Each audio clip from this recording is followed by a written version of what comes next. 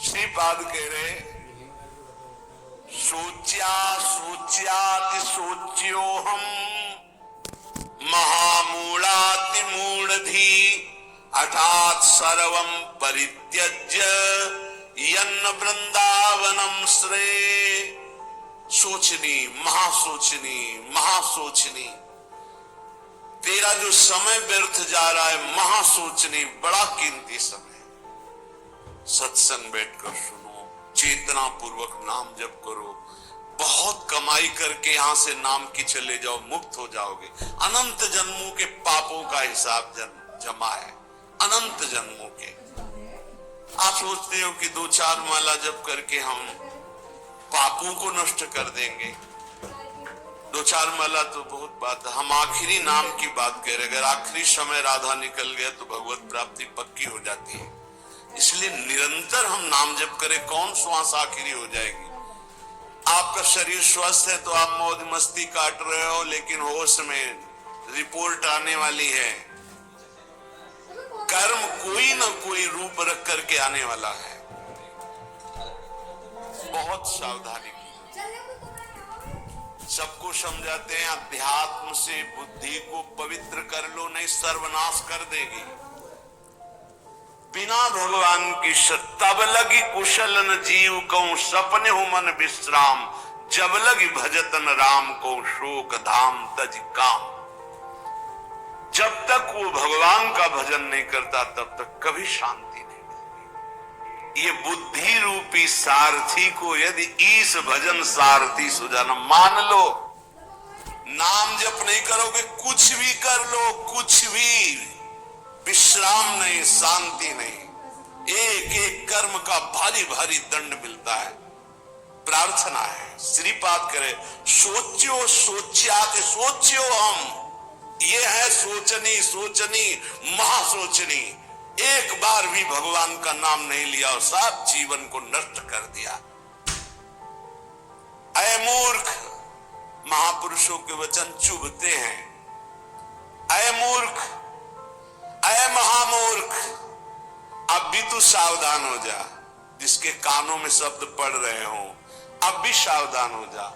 छोड़ दे नशा, छोड़ दे दूसरे जीवों की हत्या करके मांस खाना, छोड़ दे पराई माता बहनों के प्रति पाप दृष्टि रखना। नहीं, यही तेरा सर्वनाश कर देगी। बार बार प्रार्थना करते, बोले मदिरा पीने में किसी की हिंसा तो होती नहीं, हत्या। अरे बुद्धि भ्रष्ट होती है। क्या क्या अपराध कर सकता है मदिरा पीने वाला, उसको होश नहीं रहता। जो बुद्धि भ्रष्ट हो गई तो वही तो सब हो रहा है। जो शास्त्र कह रहे हैं एक अक्षर कहीं झूठे नहीं है, प्यारे भजन नहीं करते, इसलिए तुम्हें शास्त्र की बात समझ में नहीं आती। एक एक शब्द शास्त्र के सच्चिदानंद भगवान के भाव में डूबे हुए महापुरुषों ने लिखा है, जो परम अनुभवगम सत्य है। कल एक उपासक अपनी मना स्थिति का वर्णन कर रहे थे कि मैं भगवत साक्षात्कार कर चुका हूं आनंद में, अब हमारी ऐसी ऐसी थोड़ी परेशानियां हैं और ये कैसा था। फिर उनसे कहा कि भाई फिर धोखे में मत रहो। एक बार भगवदानंद की अनुभूति होने के बाद नहीं स्वात्मारामम विषय मृग तृष्णाम भ्रमयति। आत्मा राम पुरुष, भगवदानंद को प्राप्त पुरुष, भगवत साक्षात्कार पुरुष के ऊपर कभी किसी भी द्वंद का प्रभाव नहीं होता। कहीं पीतल को सोना मत मान लेना, नहीं तो वास्तविक भगवत प्राप्ति से वंचित हो जाओ। आज जिसको देखो, अरे आनंद कोश से आनंद मिल रहा है, अभी आनंद सिंधु में थोड़ी तुमने डुबकी लगाई है। सही ढंग से चलो तो आनंद सिंधु में डूब जाओगे, उन्हीं के अंश हो।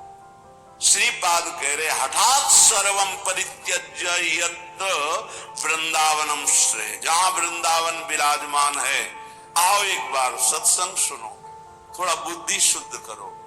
क्या बुद्धि तुम्हारी अपवित्र हो गई कि अपने जनों का ही नाश करते हो, अपना ही नाश करते हो? अरे मूर्ख, इतना अमूल्य जीवन मुक्त होने के लिए मिला, उसे बंधन युक्त कर रहे हो। अहो मौढ़्यम अहो मौढ़्यम अहो दुर्भाग्य भाग्यमीदृशम महनपि महानंदे यन्न वृंदावने रतः। अहो मूर्खता, महान मूर्खता, महान मूर्खता।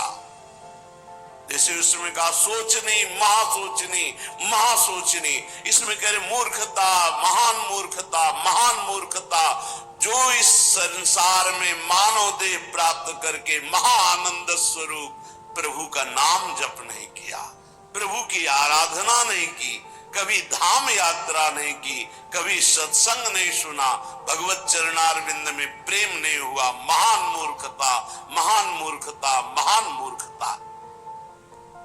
सांद्रानंद रसे वृंदावने बिनानुरज्यतः किं वा मम करिष्यन्ति ज्ञान भक्ति विरक्तयः। आनंद घन के मूल श्री वृंदावन धाम में यदि रसिकों का संग करके चित्त प्रेम में अनुरक्त नहीं किया तो तुम्हारा ज्ञान प्राप्त करना, तुम्हारा साधन करना, तुम्हारा वैराग्य धारण करना किस काम में आया। शास्त्रों का ज्ञान प्राप्त कर लेना तो उसका फल है कि अज्ञान से निवृत्त हो जाना। अज्ञान किसे कहते हैं? ब्रह्मा से लेकर के तिनके तक सब माया रचित है। सत्य है तो केवल प्रभु, उनका नाम, उनका रूप, उनकी लीला। ये त्रिगुणात्मिका माया का ऐसा जादू तमाशा है कि जिसमें बड़े बड़े फंस जाते हैं। बातें ज्ञान की करते हैं, स्थिति अज्ञान में होती है। भगवान के नाम में असीम सामर्थ्य है। उस नाम में भी हम ये नहीं कह सकते कि जाओ ये अभी काम हो जाएगा। क्यों? क्योंकि तुम्हारे पहले पापों का नाश करेगा। कितने जन्मों के पाप जमा है तुम्हारे, उन पापों का नाश, फिर भी नहीं काम होगा। पाप प्रवृत्ति का नाश करेगा, फिर तुम्हारे हृदय में परम अर्थ स्वरूप भगवान की प्रीति प्रकट करेगा। आप सब काम हो गए। भगवान की प्रीति उत्पन्न होने से अशुभ वासनाएं नष्ट हो जाती है। भगवत भाव में अद्भुत आनंद, ये है काम होना। सांसारिक कोई कार्य शुभ कर्म के प्रताप से हो भी जाए तो कितनी देर टिकेगा। विनाशकारी ये सब काल नष्ट कर देता है। विनाशकारी काल ये सब नष्ट कर देता है। चाहे जितनी उन्नति हो, सब अवनति में बदल जाती है। ये इतिहास पढ़ के देखो तो तुम्हारे होश उड़ जाएंगे। जिनके ऐसे ऐसे प्रभाव थे उनकी अब कहीं खोज भी नहीं है। जहां ऐसे महल थे, जय जयकार मचते थे, वहां जाले और कबूतर हग रहे हैं। जो बनी भी बनी है, महल बने हुए भी हैं, कुछ नहीं रह गया। काल सबको विनाश कर दिया। कुछ समय के लिए आए हो, एकमात्र भगवान की प्राप्ति, एकमात्र नाम जप कर लो। मन लगे न लगे वो धन तुम्हारे काम आएगा। तभी लोग कहते भगवान से डरो। लेकिन आज इतना ज्ञान छाया हुआ है और सर्वनाश का खेल हो रहा है। सर्वनाश का खेल हो रहा है। कैसे कैसे दृश्य उपस्थित हैं। आप लोग तो संसार में सीख लो ना। इस संसार से ये शिक्षा देता है। ये संसार शिक्षा देता है। नवीन नवीन पशुओं के शरीरों खा रहे तो उनके बच्चे वो गाड़ी से उतर करके जल लाने के लिए गए। शीशा लाख हो गया, पता नहीं कैसे आग लगी। चिल्लाता रहा पूरा परिवार गाड़ी में। वो बाहर ऐसे तड़प रहा है पानी लिए, पूरा परिवार जल रहा है। खाओ तो दिखा रहे हैं तुम्हारे। ये बहुत सावधान। ये हम ऐसे नहीं चिल्लाते मांस मत खाओ, शराब मत पियो, पराई माता बहनों की तरफ पाप दृष्टि मत करो, किसी का धन अपहरण मत करो, ऐसे नहीं कह रहे। बहुत शास्त्र सम्मत बात कह रहे हैं, बहुत मंगल की बात कह रहे हैं। मान लो, अभी जबान को रोक लो, अभी गंदी बातें रोक लो। भगवान के नाम में बड़ी सामर्थ्य है, आपको बल मिलेगी। ये विधान रचा गया कर्मों का। अरे तुम माला 2 माला 10 माला जपते होगे, जो रात दिन भजन में लगे रहते हैं उनके बड़े बड़े रोग होते, कैंसर, ये वो। तो शरीर का प्रारब्ध भोगना मिटाना होता है, ऐसे कोई मिटा। हमने देखा है एक महापुरुष अगर किसी के कैंसर को मिटाए तो अपने पैर में कैंसर लिया और पैर कटवा दिया। यही संतों की महिमा होती है। पर हित लाग तजय जो देही संतत संत प्रशंसा देही। हमने देखा है, ये हम कोई कहीं सुनी बातें नहीं कहते। जब तक हम हमारा भागवतिक दिमाग पास नहीं कर देता तब तक हम किसी का चमत्कार नहीं मानते।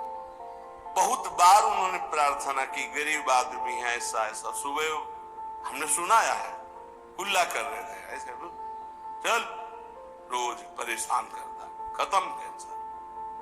लेकिन उसी कैंसर को जादू से खत्म नहीं किया, अपने टांग पे लिया, अपने चरण पे लिया और फिर यहां से पूरा पैर कटवाया और व्हील चेयर पर चलते रहे, फिर शरीर को पूरा किया। ये महात्माओं का हृदय पर हित लाग तजय जो देही संतत संत प्रशंसा दे, ऐसा वाला नहीं। अपने ऊपर ये सिस्टम है शास्त्रीय।